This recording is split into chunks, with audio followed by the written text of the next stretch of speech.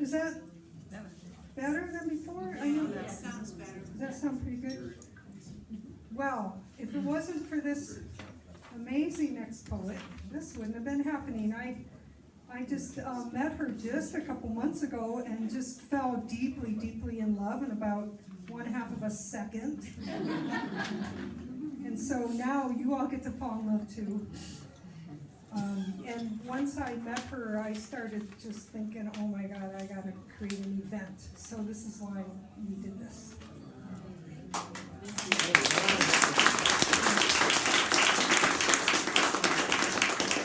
So I get to introduce you to Dorothy Walters. Dorothy Walters took a PhD in English and spent many years teaching literature and women's studies in various universities.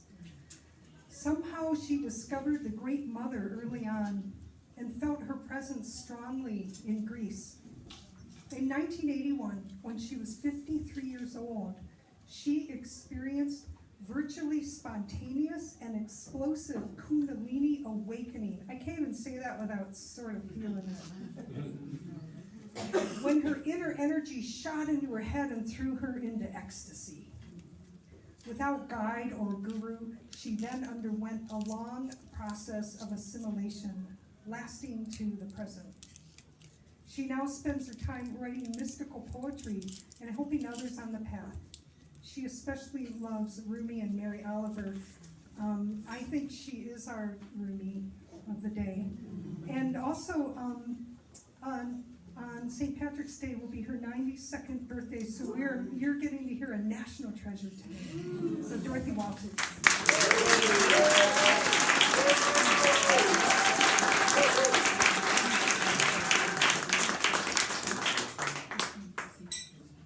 Do we turn the volume up just here?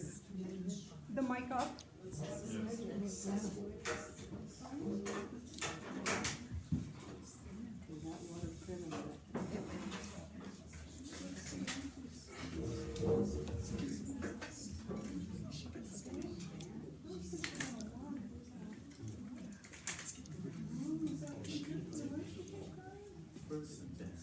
Hello? Closer. I'm trying to kiss it. Kiss it. All right. Hello? Hello. Is that good? Hello? Good. You've got about 3 inches.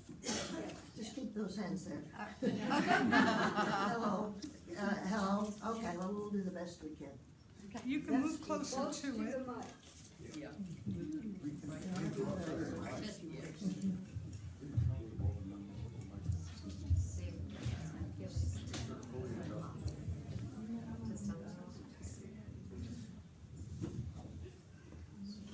Stop.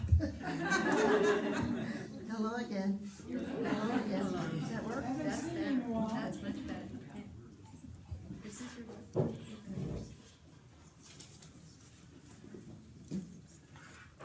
Hi. Hi, Dorothy. I'm Dorothy. And it's true. I mean, it seems improbable, but apparently it's going to happen. Next month, March 17, which is St. Patrick's Day, I am actually going to be 92 years old. I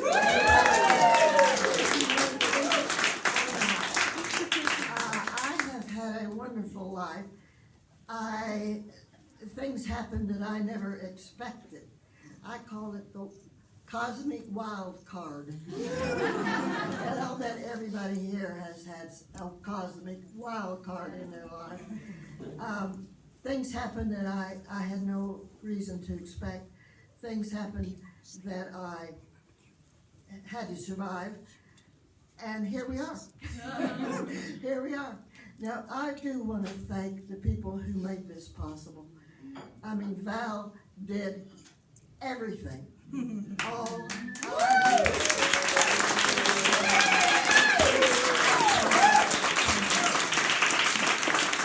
I had to do was literally to show up. So here we are.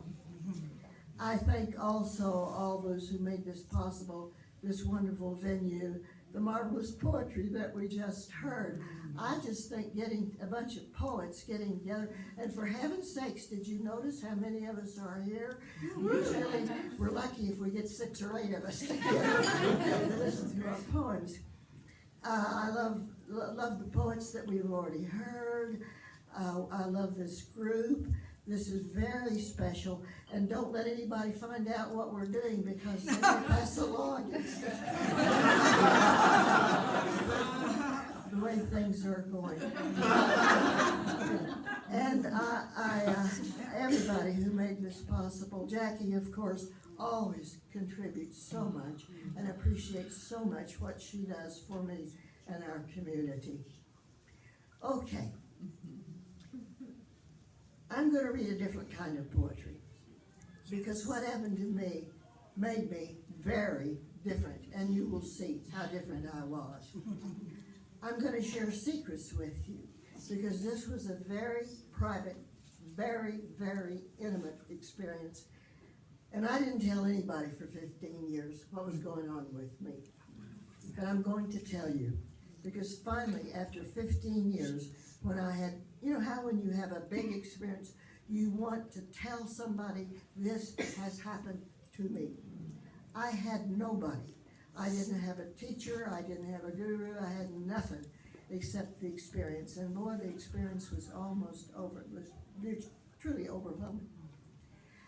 I'm going to talk first about Kundalini, because that happened to me. Now, how many of you have either had a taste of Kundalini or know something about it or are interested in it? Well, good, I guess I'm among friends. Well, I didn't have anybody to talk to.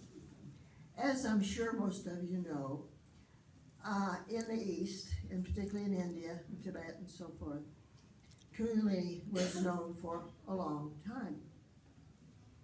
They had a myth, and I'm sure you know the myth, and that's the way they explained it. They said, in the myth, there is a snake at the bottom of your spine. And if you want your Kundalini to come up, there's certain things you must do first. You have to find a proper guru. You have to go through all of these very strenuous activities and diets and practices. Preferably go live in a cave and eat nothing but grass for many years. And when your guru said, okay, I think you're ready now, you would be allowed to bring that snake up through the spine and through the chakras, as they call them. And then ultimately, if you're lucky and you did everything, you were a good boy or girl, it would go up into your head, and then your head would literally open with the divine energies, like 1,000 lotus petals opening. Mine didn't happen that way. I knew nothing, almost nothing about Kundalini. I was 81 years old. No, it happened in 1981. Yeah. I was 53 years old. I was reading a book. That book was not even about Kundalini. It was about world mythology by a writer called William Irwin Thompson, who was a great writer, but he had 2 pages on Kundalini. 2.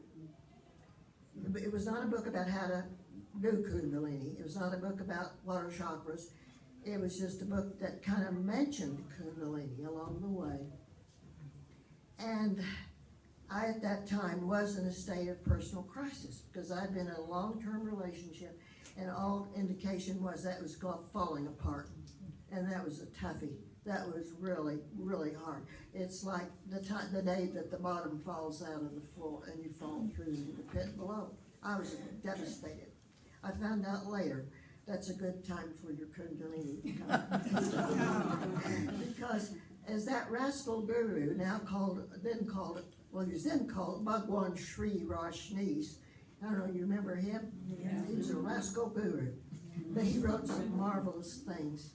And he said, a space must be prepared for the Kundalini to come forth. And it can come and be prepared in lots of ways. And one way is shock, personal psychological shock. It could be physical, it could be mental, it could be lots of things. But for me, it was devastation. I just felt at the bottom of the world. But I was reading this book, and that book mentioned Kundalini. And it didn't say much. But there was a picture there of Saint Teresa of Avila. And you probably know that sculpture. It's Teresa in ecstasy. What is ecstasy, I thought? She's there, there's an angel, that angel is plunging a shaft into her heart, and she's just like this. And she stayed that way for 5 years, is what I got from reading about her. No, I'm kidding. After 5 years, she came back into the world. I thought, what in the world is that all about? What is this Kundalini stuff? I didn't know what it was, but something came to me, an inspiration. And I had an inspiration which was, I think I can do that. I think I can bring that energy up. Now you think about it. This was 1981. Think about how the world was then and how it is now. Yoga itself, there was not a yoga studio, much less a Kundalini yoga studio on every corner like there is now. Kundalini has almost become a buzzword these days. But in that time, it was virtually unknown in the West. Jung had said, Kundalini will not occur in the West for another generation. And he was right, but I was ahead of my time. So anyway, I thought to myself, gosh, I'm pretty sure I can do that. I think I can bring, now, I had never meditated. Meditation was not a common practice in 1981. Very few people meditated, and if they did, we kind of thought, what's they doing? What are they up to? There were no gurus in my area in Wichita, Kansas in 1981. There were no spiritual teachers. There wasn't a thing. I knew one person who had heard of Kundalini, and that was all. One person. Okay, so here I am. It's a beautiful May morning. I'm sitting in my living room. The sun is streaming in from the windows. And I'm sitting there thinking, okay, how do I do this? Now, I had read a book by, I forget his name, but anyway, he was talking about yoga and qigong and so forth. And he talked about this ball of energy. Your ball, he called it, which was your energy from the lower chakras. So the first thing I did, I said, well, I've got to get my ball of energy. So I concentrated, took some deep breaths, and I did feel a nice ball of energy in the lower chakras. I said, okay, I've done that. Now what? Well, I've got to get that into my head somehow. So I thought I would do deep breathing. And I went very deep as I could.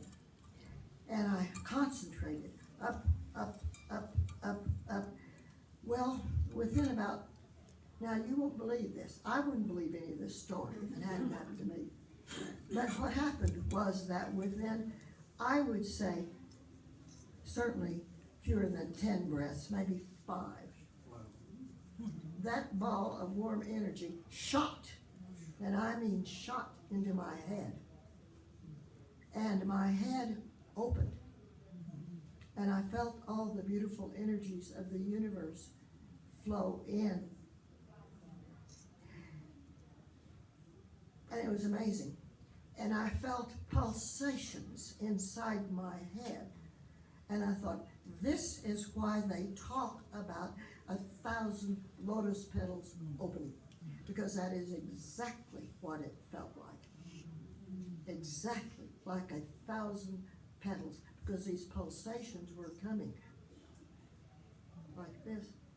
And then all this beautiful energy was flowing in. And I went to a state that I couldn't even name. I didn't even have a name for it. But it finally came to me, I don't think I know what I'm doing.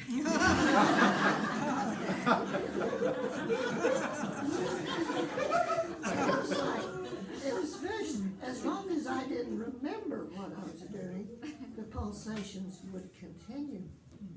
But if I remembered, something very strange is happening to me. When I remembered what was happening, then it would kind of go away. And this went on possibly for 5 minutes. I have no idea, no sense of time. But I thought, I better get this down quick.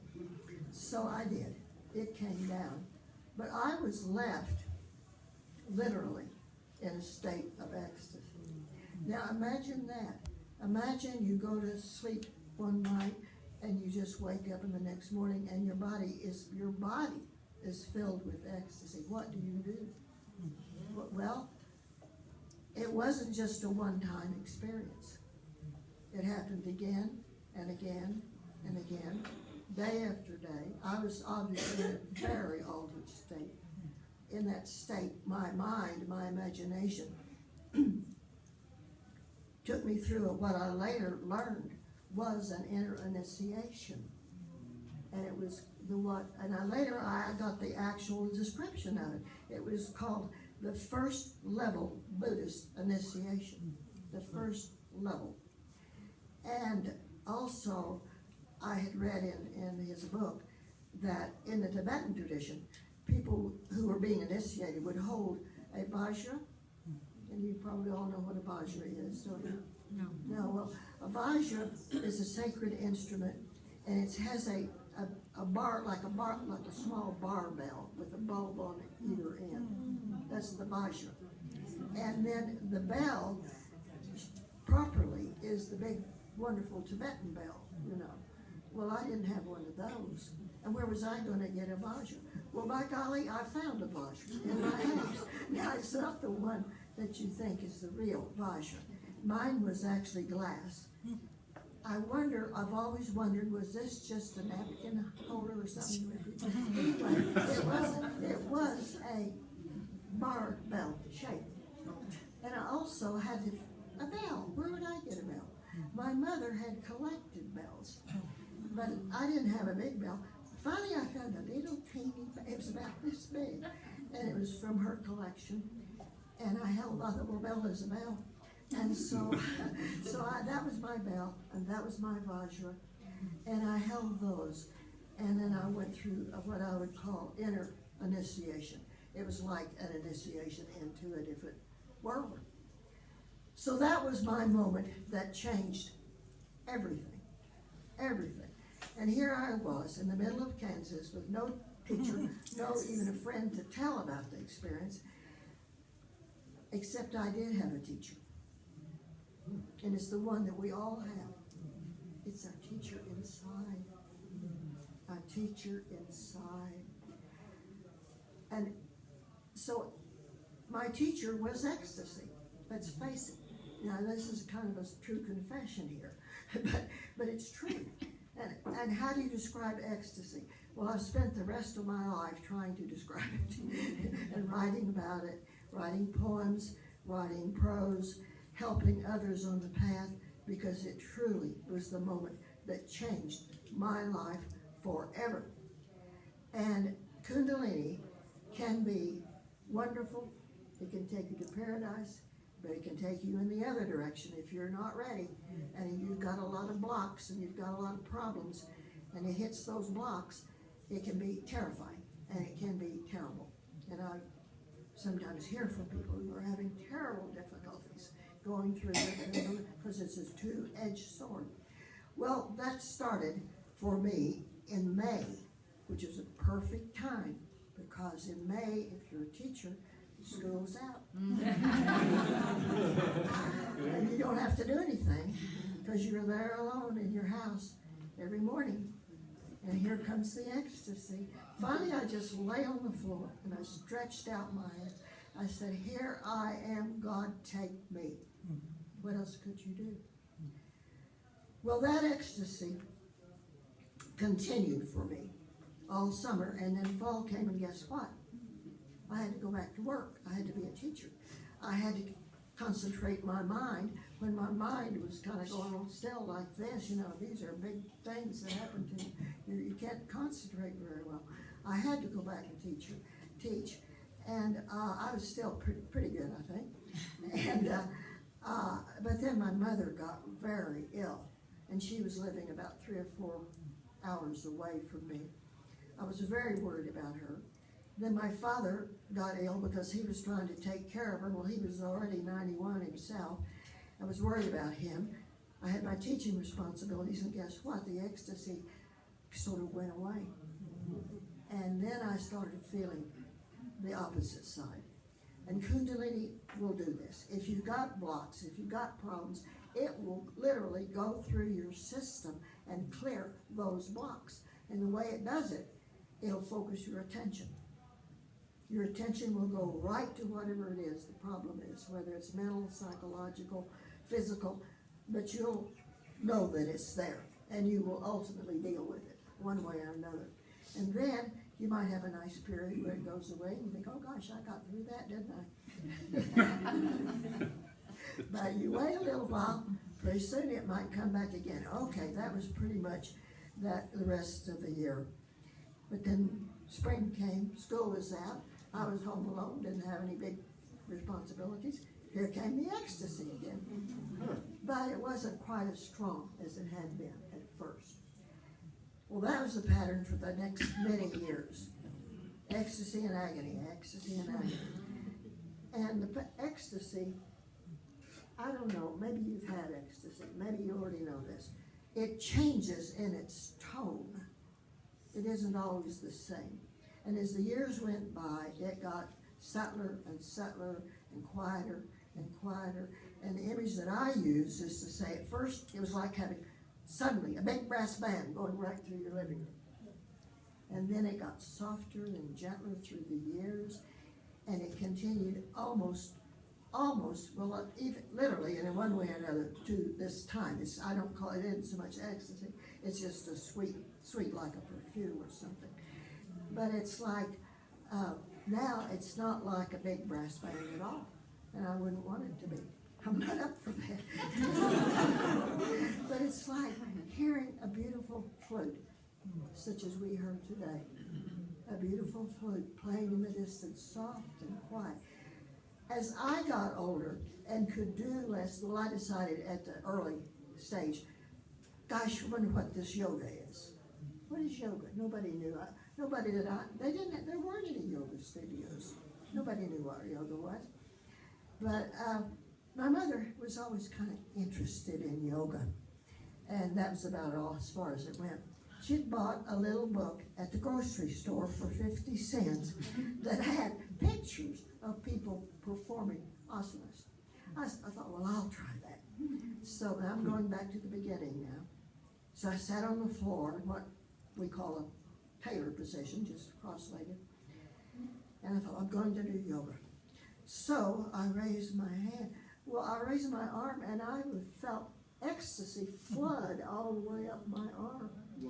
I tried the other arm. I felt ecstasy flood all. I thought, well, no wonder you people do yoga.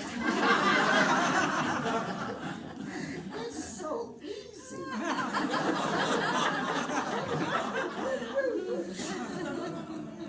And I did try to do a little bit of. I never was very good at performing. Yeah, I was too stiff already. I just couldn't do much.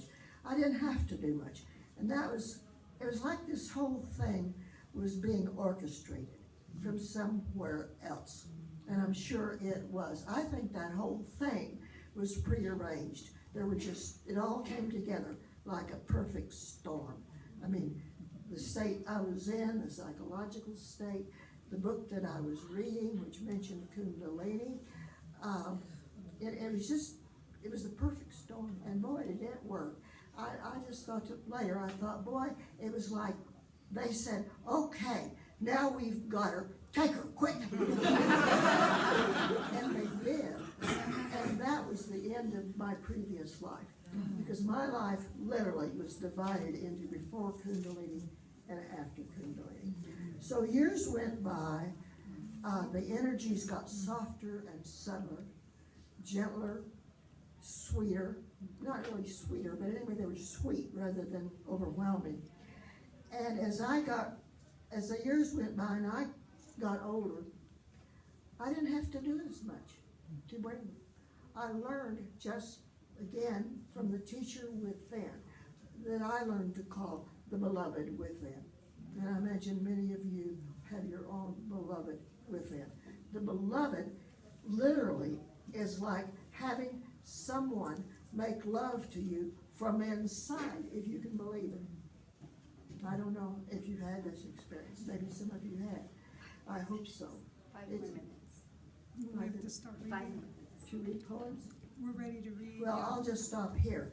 And I'm reminded of a childhood book I had, of recipes, I think it was. It ended up by a little girl saying, and I jumped into this book and came to you. So here I am, I've jumped into this book. And I'm coming to you. Sorry I didn't get to the poems. But I Doesn't matter. will read a few. And Aunt Melissa has agreed to read a few with me.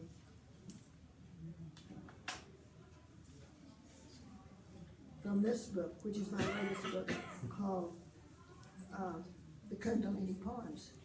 I've published several books of poetry.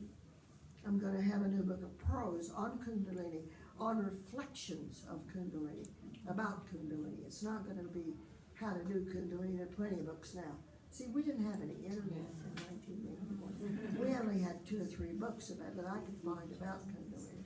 So now we just got too much information. You go on the internet, you find thousands of references, but we had nothing there. Okay, we're gonna read as many poems as they'll let us. That's one thing about poets, you get them going, they will not stop. Okay, I will read the first poem and then we're gonna chat from time to time. This is the latest book, the Kundalini Poems. First, a quote from Rumi, whom I imagine most of us know and love. What you seek was seeking you. How is it that when I was looking for you, you were seeking me also? Silently you watched and waited, sometimes gave me a brief glimpse or taste of who you were. Like a shy deer in the forest that vanishes when you turn to look. And so I roamed, looking here and there, gazing at the hieroglyphs on trees, or peering into the throats of flowers for secret revelations, listening to the waves pounding the shore for messages, examining books and stars, seeking essence. Finally, I gave up my searching, surrendered my deep desire to stillness, and then you gave me a kiss that lasted forever.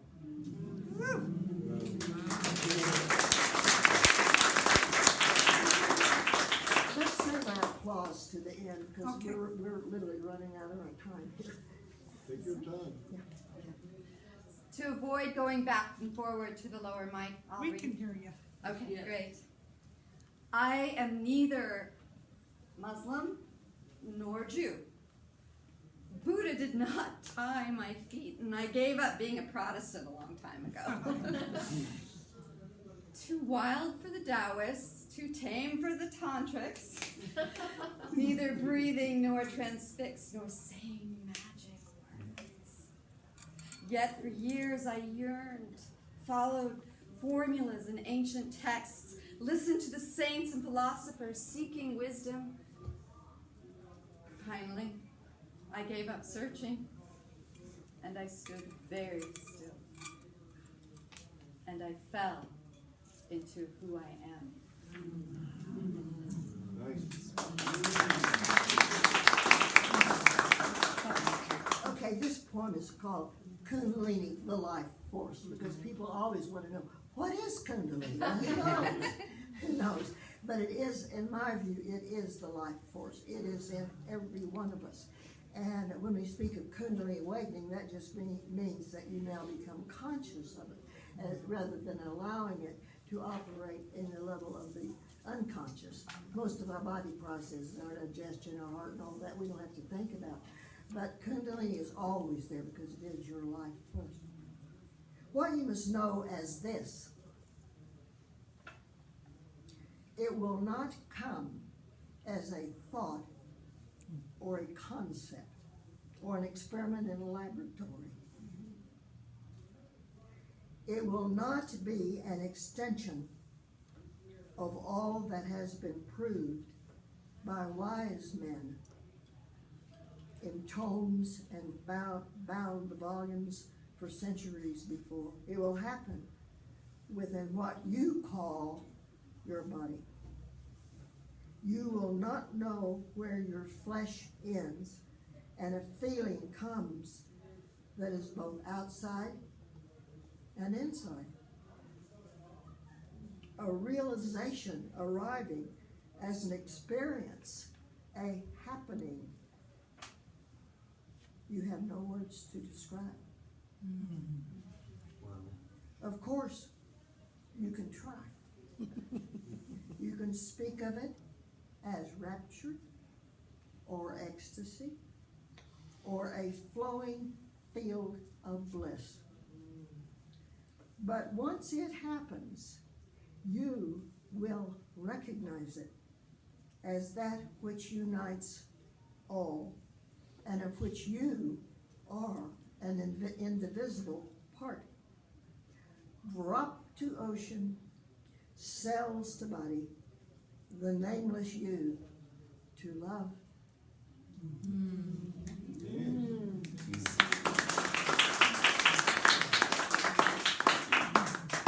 Divine alchemy.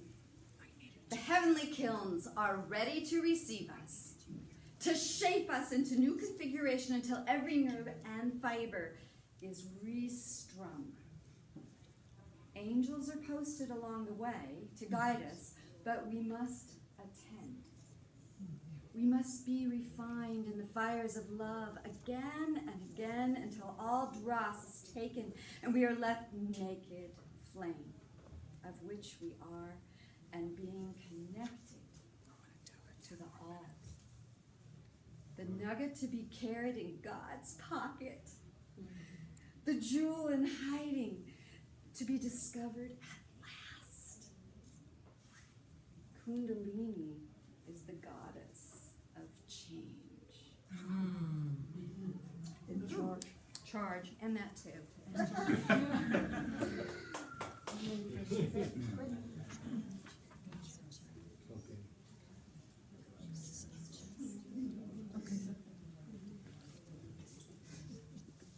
What is it?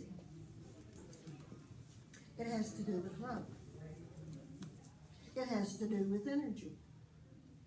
It has to do with the God force energy that runs through everything. It is how we feel when we are finally connected. It is God moving through your body. It is the beloved making love with you from within, even when you're not expecting it. It is you coming home to yourself at last.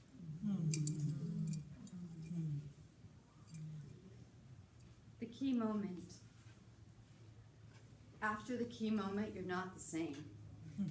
At first, you'll feel like a ghost returning from a different realm with a message that no one wants to hear.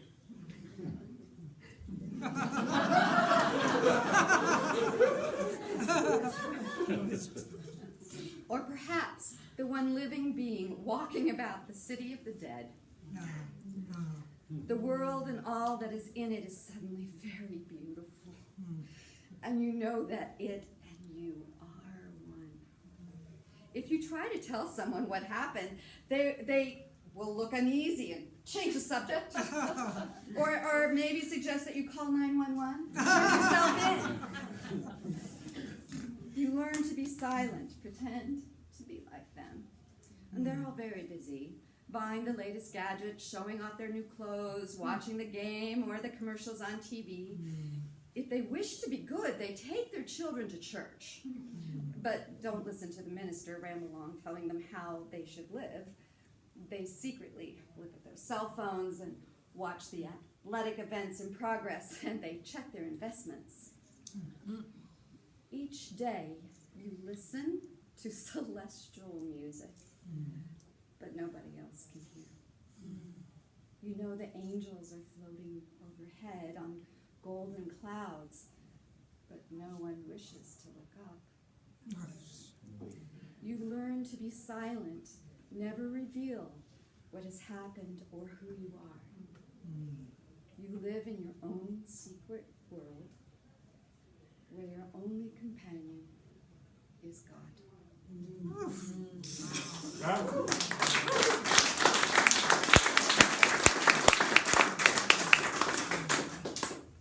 Well, we're going to skip now to the final 2 or 3 poems.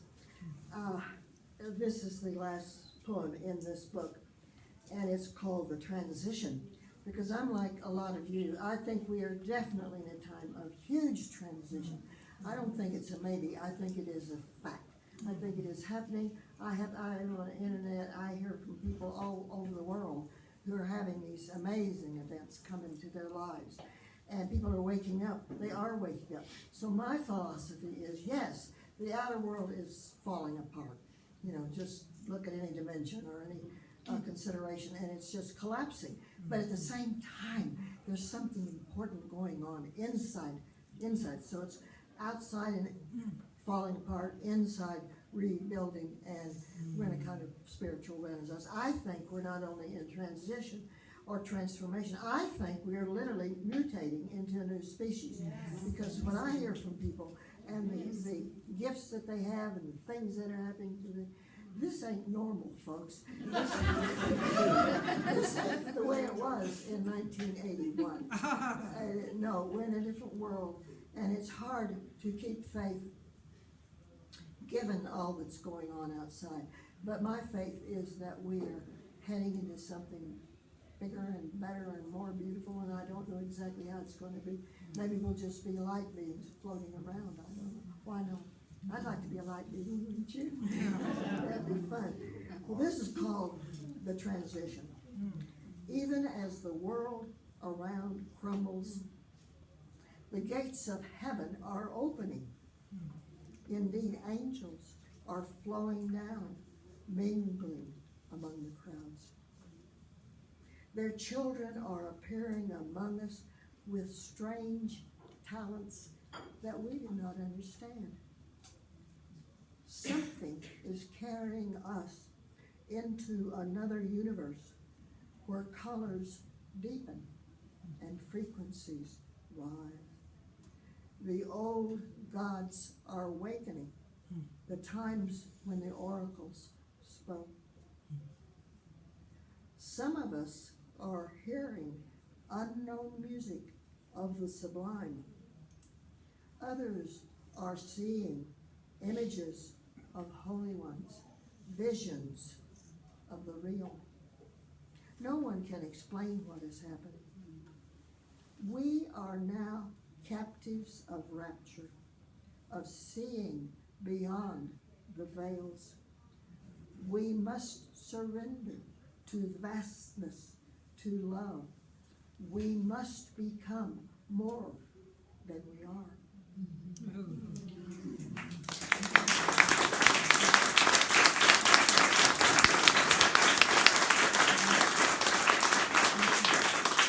We didn't get arrested yet. But after Lisa's going to lead us in a chant, and she actually put one of my poems to music or as a chant. She's going to, I think she distributed some. If you have a card that you might have gotten when you came in, everyone hold up the card if you have one and share with your neighbor. There's some people in the back don't have one, and if it's convenient to share with your neighbor and give up your card, that would be lovely. And if not, we're just going to do it together, so don't worry about it. And we're not going to sing anything. We're not doing any hallelujah chorus right now. So, if you could repeat after me, though, there is one little phrase, and it's one note. La, la, la, la, la, la. Can you sing that with me? La, la, la, la, la, la. You guys are awesome. Wow. So if you look at the bottom line, it says, each movement, breath, Ananda. Can you sing that with me? Each movement, breath, Ananda.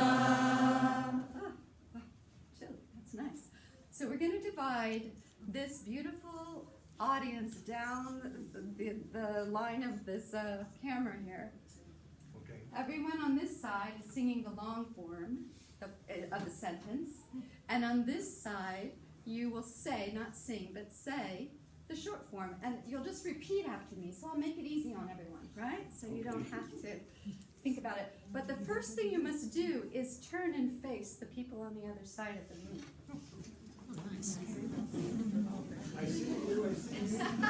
Indeed. If you could have eye contact with the people on the other side of the room, that would be very nice to begin. Yes.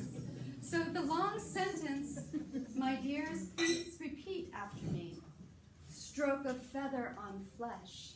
Stroke of feather on flesh. Not flesh. Touch of silk on body. Touch of silk on body. Not body. Light playing over water. Light playing over water. Not water. Each movement, breath, ananda. We're going to do it 2 more times. All right. Okay, so we're in the groove? Yeah. Here we go. Follow me. I'll say the words first and then follow me.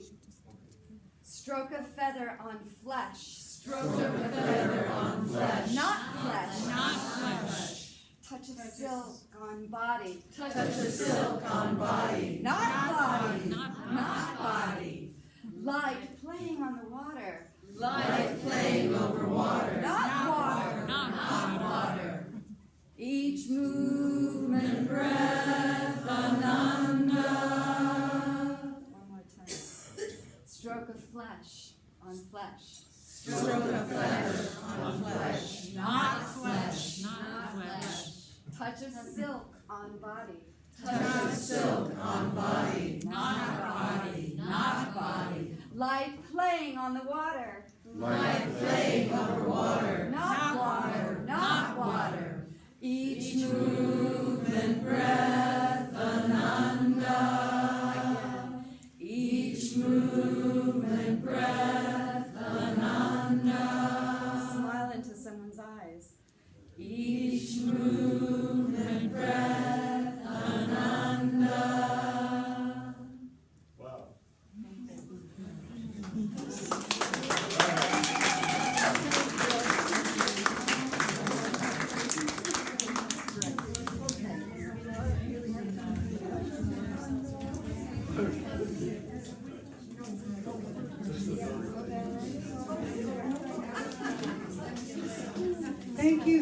Thank you, everybody, for being here. What an afternoon, what an amazing day, wow. I believe we may have, do we have like a song or something still, April Lisa? That was it.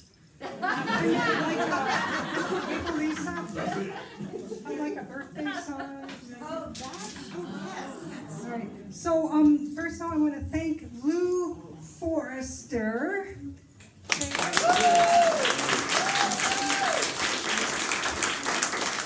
Dr. Francoons, wherever he went. Frank had a little bit of an emergency. Okay. So he had to leave. Well, we can applaud him anyway. Our beautiful poet, Kathy Casper. We sign books here, Okay. and I'll take care of them. All right, we have books for sale in the corner. We're all available to sell them. Please, please, just really warmly thank our beautiful Dorothy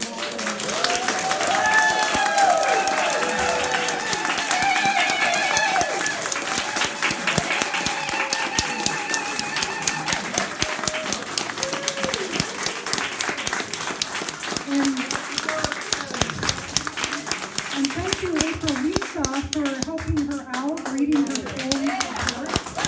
That was just so well. And let's just. And how about Valerie?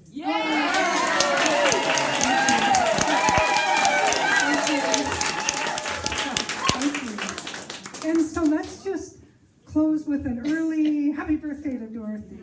So, happy birthday to you.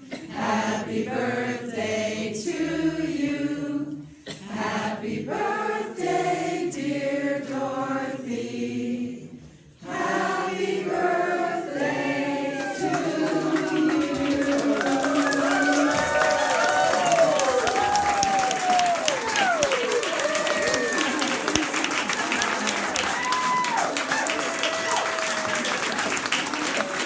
So there'll be a little bit of this you can snack on, maybe at this table, and then thank you, Alex.